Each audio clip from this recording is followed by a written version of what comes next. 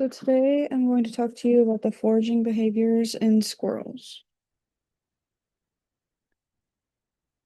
In these videos, you're going to see foraging behaviors in squirrels. Let's see.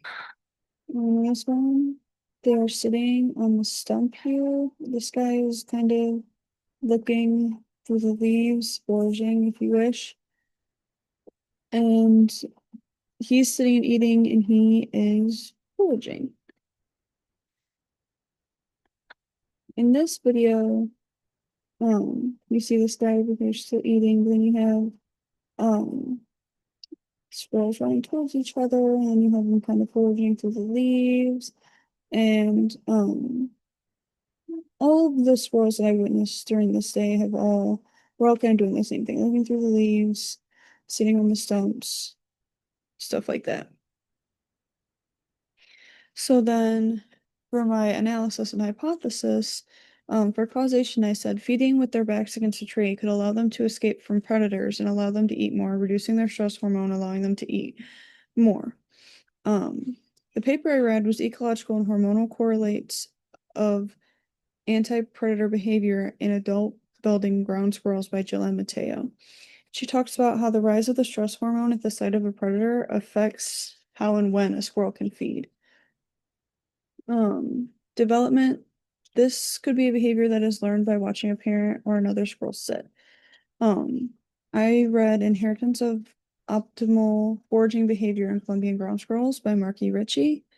And it showed that foraging techniques were learned through the mother. Even squirrels that were removed from their mother, um, had these behaviors even if they were deviated just a little.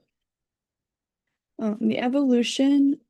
Foraging behavior can depend on evolutionary processes. I read Evolutionary Interactions Between Tree Squirrels and Trees by Michael A. Steele. States that squirrels help trees by scattering fruits and stuff for them, and then the trees help them evolutionarily by giving them shelter and food. And then for function, the behavior can affect survival because they don't forage enough food, they can't survive the winter. And I read Optimal Foraging and Fitness and Colombian Ground Squirrels by Marky Ritchie, and he talked about the optimal diet and the deviants that don't follow the diet, and the deviants are 6 times less likely to have reproductive success than the optimal diet followers. And this can be connected to the optimal foraging theory. They must forage enough food in order to get the maximum energy per gain per cost. So they have to find the most amount of food possible while using using the as little energy as possible. And those are my sources.